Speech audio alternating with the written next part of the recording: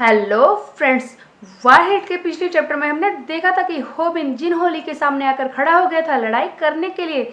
इस चैप्टर की शुरुआत होती है इस बिल्डिंग से, इस प्रोसिक्यूशन सर्विस वाली बिल्डिंग से। सो देखा जाए तो शायद गाइस ये एक तरह का कोर्ट होगा, जहां पर हम देखते हैं बाहर कुछ लोग खड़े हैं और कह रहे हैं कि बारिश भी शुरू हो गई, पता नहीं वो कब आएंगे। और तभी हम देखते हैं पीछे से आ जाता है कोई और नहीं, असेंबलिन जू। जैसे ही असेंबलिन जू वहां पर आते हैं, सारे रिपोर्टर्स उन्हें घेर कर खड़े हो जाते हैं और कहते हैं कि क्या आपको कुछ कहना है इस बारे में, जो न्यूज़ आपके बारे में चल रही है, जिसके बारे में असेंबलिन जो जवाब देते हैं कि बात यह है कि इस कंट्री में अच्छे लोगों को चिंता करने की जरूरत भी नहीं है और मैं भी एक अच्छा आदमी हूं और मैं इस इन्वेस्टिगेशन को पूरी तरह से कोऑपरेट करूंगा। और ये ऐसा दिखा रहा है जैसे कि इसने कुछ किया ही नहीं है। अभी रिपोर्टर्स कहते हैं वहां पर देखो, वहां पर कोई और भी आया है। हम देखते हैं असेंबलिन योंग हवांग भी यहाँ पर आ जाता है। दोनों ही एक दूसरे के सामने आकर खड़े हो जाते हैं। तब टाइसन जू कहता है कि तुझे अपनी चिंता नहीं थी कि तेरे साथ क्या होगा और ये किस तरह की बंदरों वाली हरकत तूने की है। इस बात के जवाब में योंग हवांग कहता है कि टाइसन मेरी बात को ध्यान से सुनो,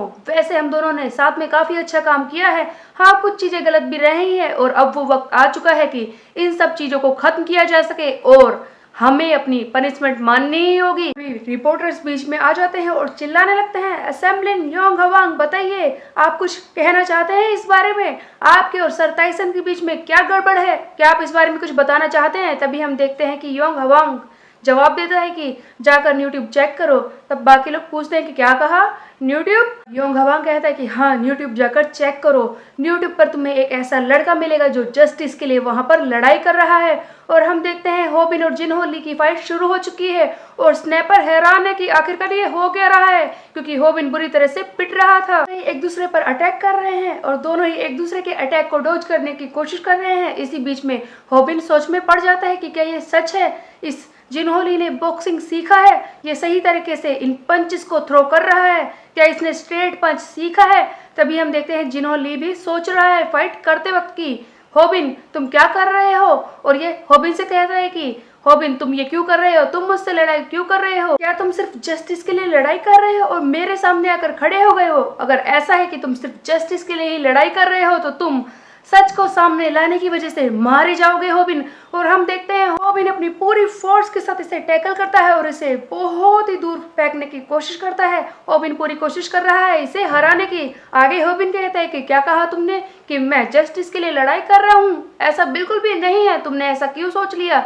वो बात बस इतनी है कि मैं फाइट इसलिए कर रहा हूँ क्योंकि मुझे पसंद नहीं है जब बुरे लोगों के साथ अच्छी चीजें होती हैं, ये मैं बर्दाश्त नहीं कर सकता। इसी बीच में एक फ्लैशबैक दिखाया जाता है जहां पर होबिन सैम डेक से सीख रहा है कि किस तरह से एक रेसलर से फाइट करनी है। होबिन कहता है कि यहाँ पर सचमुच ऐसा तरीका नहीं है ना जिससे कि मैं उस जिनहोली को हरा पाऊँ, एक रेसलर को हरा पाऊँ। उस पर सैम डेक भी जवाब देता है कि हाँ, ऐसा जवाब मैं दूसरों को क्यों दूं कि यहाँ पर कोई तरीका नहीं है, वैसे तुम्हें ग्रैपलर से लड़ाई करते वक्त इतनी हायर अप पोजीशन में पहले से ही नहीं आना है। हम देखते हैं कि ये दोनों फ्रॉग की तरह पोज बनाकर नीचे बैठे होते हैं, जिस पर होबिन कहता है कि आप मजाक कर रहे हैं ना, ऐसा कोई रास्ता नहीं है ना, ऐसा हो ही नहीं सकता। तब हम देखते हैं कि सैम डेक इसे उठा लेता है और कहता है कि तुम्हें क्या लगता है कि यहाँ पर मजाक चल रहा है, क्या तुम्हें ये मजाक लगता है। डेक ने इसे अपने दोनों हाथों पर उठाया हुआ है, होबिन का सर नीचे की तरफ है। तब सैम डेक पूछता है कि बताओ तुम्हें क्या दिखाई देता है। तब होबिन जवाब देता है कि मुझे बस ग्राउंड दिखाई दे रहा है, एक सॉलिड सरफेस जिस पर मुझे चोट लगने वाली है। तब सैम डेक कहता है कि हाँ, जब तुम एक रेसलर के खिलाफ लड़ाई करते हो तब तुम्हें यही फेस करना होगा, चाहे तुम कितनी भी हार्ड ट्रेनिंग क्यों ना कर लो। अगर तुम्हें कोई उठाकर इस ग्राउंड पर पटक दे तो तुम्हारा हाल खराब होना ही है। तुम ग्राउंड को हिट करोगे उसी वक्त तुम बहुत ही सीरियसली इंजर हो सकते हो सकता है कि तुम्हें जिंदगी भर के लिए भी चोट लग जाए। ये तुम्हारे लिए उतनी ही खतरनाक मार्शल आर्ट है जितनी कि जूडो, इससे पहले जितने भी तुमने मार्शल आर्ट्स को फेस किया है उसी तरह ये बहुत ही खतरनाक है। अब आगे सैम डेक कहता है कि सचमुच ऐसा कोई तरीका है ही नहीं तुम्हारे लिए जिससे कि तुम एक रेसलर से फाइट करके बच जाओ। जिस पर होबिन कहता है कि फिर कुछ और बताइए। तब सैम डेक कहता है कि यहाँ पर एक टेक्निक है जिसे तुम यूज कर सकते हो। तब होबिन सरप्राइज होकर कहता है कि मैंने कहा था ना, आप शुरुआत में ऐसा ही कहते हैं, एक ना एक तरीका तो जरूर होगा ही। तब आगे सैम डेक जवाब देता है कि वो टेक्निक कुछ और नहीं है, वो है बॉइलिंग फ्रॉग। होबिन हैरानी से कहता है कि क्या बॉइलिंग द फ्रॉग। तब सैमडेक जवाब देता है कि अगर तुम किसी फ्रॉग को गर्म पानी में अचानक से डाल दोगे तो वो उछलकर बाहर निकल जाएगा, लेकिन अगर तुम उस फ्रॉग को धीरे धीरे टेम्परेचर बढ़ाकर पकाओगे तो उसे रियलाइज भी नहीं होगा और वो धीरे धीरे मर जाएगा। तब तुम क्या करोगे बताओ? हाँ, तुमने बिल्कुल सही समझा और यही तो हॉबिन कर रहा था। वो धीरे धीरे टेम्परेचर को बढ़ा रहा था। बेसिकली वो धीरे धीरे अपने अटैक्स को ऐड ऑन कर रहा था, जहाँ पर वो बेसिक से शुरू करके और डिफिकल्ट आगे टेक्निक यूज कर रहा था ताकि जिनहोली को हरा सके। हॉबिन लड़ाई कर रहा है और सैमडेक की वॉइस ओवर लगातार सुनाई दे रही है, जहाँ पर उसने कहा था कि तुम्हें लिवर पर हिट करना है, जहाँ पर सबसे ज्यादा दर्द होता है। ये बेवकूफ, इस तरह से तुम क्यों कर रहे हो? किसने तुम्हें पंच मारने के लिए कहा है? वो लेग अटैक तुम्हें यूज करना है। हम देखते हैं हॉबिन भी उस लेग अटैक से इसके लिवर पे जोरदार वार करता है। जिनहोली की हालत खराब हो रही है। कहते हैं द लिवर किक, ये ऐसी किक है जहां पर तुम अपने फुट के एज से अपने ओपोनेंट के लीवर पर वार करने की कोशिश करते हो। मेरी बात को ध्यान से समझो हॉबिन, अगर तुम्हारे लीवर पर कोई भी वार करे तो तुम आसानी से हार जाओगे और तुम यही सोचो कि अगर तुम्हारे ओपोनेंट के लीवर पर तुम्हारे फुट लगेगा इतनी बुरी तरह से तो उसका क्या हाल होगा? वो उसी वक्त हार जाएगा, वो तुम्हारे सामने झुक जाएगा। जिनहोली की हालत बहुत ही ज्यादा खराब हो जाती है। ऐसा लगता है कि उसे बहुत ही ज्यादा दर्द हो रहा है और हॉबिन एक भी मौका नहीं छोड़ता। इसी बीच में सैमडेक की वॉइस ओवर फिर से सुनाई देती है, जहां पर वो कह रहा है कि एक भी मौका इसे मत देना, एक के बाद एक बार तुम्हें करना है, चाहे इसकी हालत खराब ही क्यों ना हो। तुम्हें इस पर दया नहीं करनी है और इसे खुद को पकड़ने का मौका तो बिल्कुल भी नहीं देना है। पीछे हट जाओ, चाहे जो भी करो, तुम्हें अलर्ट रहना है ताकि तुम इसे हरा सको। ये भी कहता है कि तुम उस पर नजर बनाकर रखना, कोई भी इतनी बुरी तरह से लीवर के खाने के बाद सही हालत में नहीं रह सकता, फिर भी तुम्हें उसे मौका नहीं देना है। इवन वाइल्ड एनिमल्स भी इतनी बुरी तरह से प्रेशर पॉइंट पर वार होने के बाद और भी ज्यादा फियर महसूस करते हैं, तो तुम उसके बारे में क्या सोच रहे होगे कि उसकी हालत क्या होगी?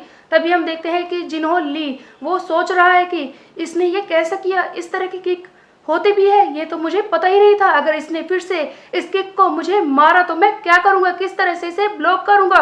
और ये हॉबिन से कहता है कि किस तरह की चीज तुमने सीखी है ये? हाँ, डर की वजह से पहली बार जिनहोली भी संभल कर फाइट करने की कोशिश करता है। ये हॉबिन की पोजीशन पर ध्यान दे रहा है कि इसके हाथ और पैर किस पोजीशन में है और इसे समझ में आता है कि ये फिर से किक करने वाला है और उसी हिसाब से वो अपनी स्ट्रेटेजी बनाकर हॉबिन को पकड़ने की कोशिश करता है। लेकिन उधर जो हॉबिन है वो सैमडेक की वॉइस ओवर के हिसाब से कह रहा है कि तुम्हें सावधान रहना है, उसे कंफ्यूज करना है ताकि वो तुम्हें हिट ना कर सके और पकड़ भी ना सके। ऐसे ही जिनहोली इसे पकड़ने की कोशिश करता है, हॉबिन थोड़ा सा पीछे हटकर इसे फिर से किक करता है और जैसे कि सैमडेक ने कहा था, धीरे धीरे ये इसे बहुत ही ज्यादा दर्द महसूस करवा रहा है। और उस सैमडेक ने भी तो कहा था कि तुम्हें धीरे धीरे अपने फ्रो को बॉईल करना है और उसे इंजर करते जाना है ताकि वो हार जाए। सारी चीजें देखकर स्नैपर एक्साइटेड हो जाता है और कहता है कि तुम्हारे पास एक प्लान था हॉबिन, तुमने काफी अच्छा किया है, ये हारने वाला है, जल्दी करो, इसे मारो, जल्दी करो। और हम देखते हैं कि हॉबिन सोच रहा है कि मुझे अपनी कामनेस को नहीं खोना है, मैं इससे हार जाऊंगा अगर इसने एक बार भी मुझे पकड़ लिया। और ये सावधान होने की कोशिश करता है। इसी बीच में जिनहोली इसे कंफ्यूज करने के लिए अपना फोन फेंकता है। जैसे ही हॉबिन का ध्यान भटकता है वो फोन की तरफ देखता है, तभी पीछे से जिनहोली इसे आकर पकड़ लेता है और इसने हॉबिन को पूरी तरह से पकड़ लिया है। बीच में सैमडेक का एक सीन दिखाया जाता है जहां पर ये कह रहा है कि अगर तुम्हारा ओपोनेंट तुम्हें पकड़ ले और तुम्हें हिट करने वाला हो तो तुम क्या करोगे? हॉबिन कहता है कि फिर मुझे क्या करना चाहिए, क्या मैं बचा पाऊंगा खुद को? तब सैमडेक जवाब देता है कि वैसे ऐसी कोई टेक्निक तो नहीं है, लेकिन अगर तुम्हारे ओपोनेंट ने तुम्हें पकड़ लिया और ग्राउंड से हिट करवा दिया तो तुम पूरी तरह से इंजर हो जाओगे परमानेंटली और शायद तुम कभी भी उठ ना पाओ। तब हॉबिन कहता है कि फिर बताइए कि मैं क्या करूं? तब सैमडेक कहता है कि मैं तुम्हें वो टेक्निक पहले ही सिखा चुका हूं जो तुम्हें यूज करनी है, उसे कहते हैं निंजा चोक। और हम देखते हैं कि हॉबिन इसके वार को भी संभाल लेता है। जैसे कि जिनहोली ने इसे पकड़ लिया था, लेकिन फिर भी हॉबिन किसी तरह से संभालने की कोशिश कर रहा है। हॉबिन को पकड़कर कहा था कि मैंने तुम्हें ग्रैब कर लिया है और इसी बीच में हम देखते हैं कि हॉबिन ने इस पर निंजा चोक लगाकर इसकी गर्दन को पूरी तरह से जकड़ लिया है और कहता है कि हाँ, मैंने भी तुझे पकड़ लिया। और इस वक्त जिनहोली इस पोजीशन में है कि उसके साथ कुछ भी हो सकता है, वो जल्दी ही हारने वाला है। लेकिन जो भी होगा नेक्स्ट चैप्टर में होगा। तब तक के लिए मेरे चैनल को सब्सक्राइब कर ले, बेल के आइकन को कर दे प्रेस। फिर मिलता है, बाय बाय।